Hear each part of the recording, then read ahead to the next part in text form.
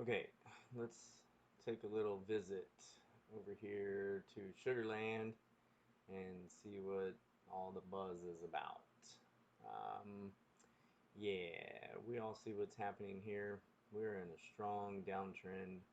The first video that I post, where I was showing that it appeared that Sugarmade had started to basically obey the rules of the technicals in a sense where it was trading on some trend lines that would start on the macro end months back, and then as we had highs and lows we were able to map out this little pattern that we were looking at right here. So the last move on the 6th, where we were at right here, we only had this trend line that I had added in. And so from that move, then immediately it dropped down. It found support on this trend line. This gave us a hammer that indicates a reversal can, and it did, and it came up.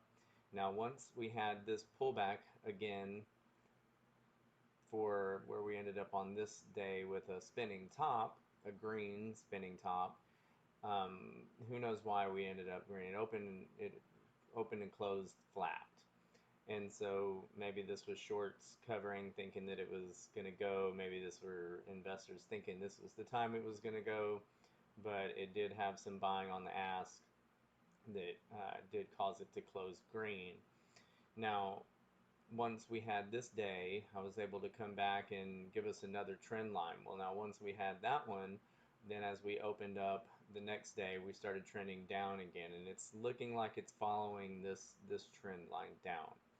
Now, once we had landed on the 50 SMA, for me, that's a pretty important moving average for day traders. I like to see things, above the 50, and it's just a really good moving average for support. But we popped right through it like it was nothing. And so that really doesn't mean anything. We see that the stock, what's happening is everybody just wants shares cheap. Who's selling the shares cheap? Well, it could be someone who has billions of shares, or it could just be short sellers just selling into the bid. Every time you sell into the bid, the price goes lower and lower, hence our price action just moving down and down and down.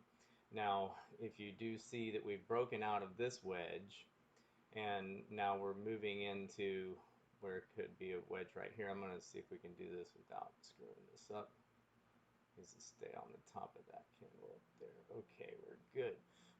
Okay, so once, if just saying, if generally this is not how this is going to say that this would work, it is not going to wedge down into, they'll break out one way or the other. And so, but just saying, if we did come all the way down, move into where it would actually fit, we're basically in this area where we started getting the buying for our first leg up when we really had the beginning of what we're seeing as the potential movement of this stock finally. And so, but if you look at the RSI on the day prior to, that first leg, we're at right about 41. Okay, well, it is 41.66. Well, if we come over here to where this would wedge together, it could possibly fit a candle about that size in this little spot right here. We would be about the same on the RSI, because if you come down here to where that would be, it's basically, right there is 41.66 is where we're at right now. That was really what I wanted to show, is that as far as the relative strength index goes, we are at the same level where this all started right now. We've fallen that far. Oversold is 30, and we never got there. It was way back before we ever made it that low. And so to think, that maybe we could see some buying pressure at this level is very possible, since that was where it started right over here. But, we're certainly in a downtrend. I don't know if you guys are familiar with all the different types of candles, but you can, see where candles closed higher than where they opened.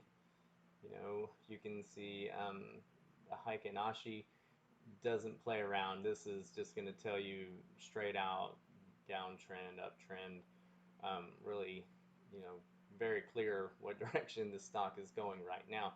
It doesn't mean anything. It doesn't mean that it doesn't have full potential of doing everything that we want it to. I mean, look where we're at right now. We're right at the levels that we found ourselves at after this first breakout.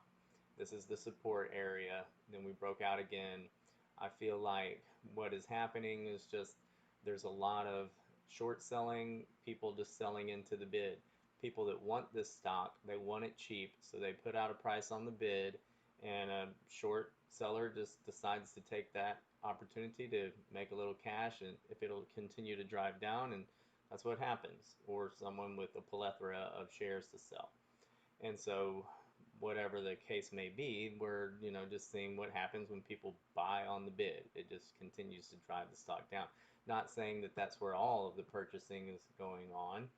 Certainly not. I mean, if we go back, it looks really crazy when you get this far into this type of stock, but I mean, we can see what the candles were looking like. So, there's a lot of trading back and forth that's taken place in this. But the majority of what's being done is being sold into the bid, and that's what drives the price down.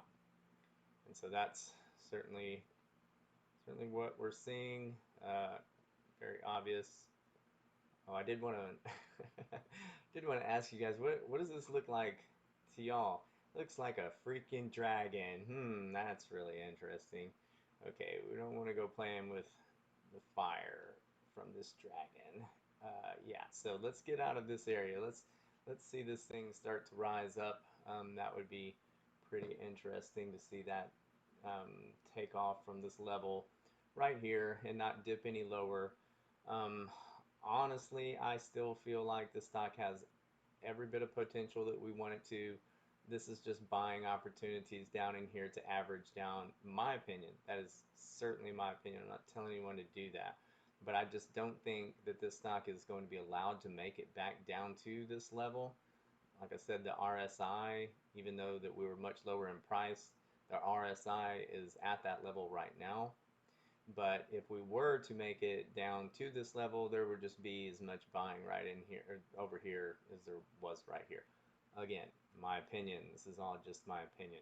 There's some interesting things that we can do over here. This doesn't mean anything really, but you can just see, what the oscillators, what the summary of all the technical indicators are together. We got, 1 minute is horrible, 5 minute, 15.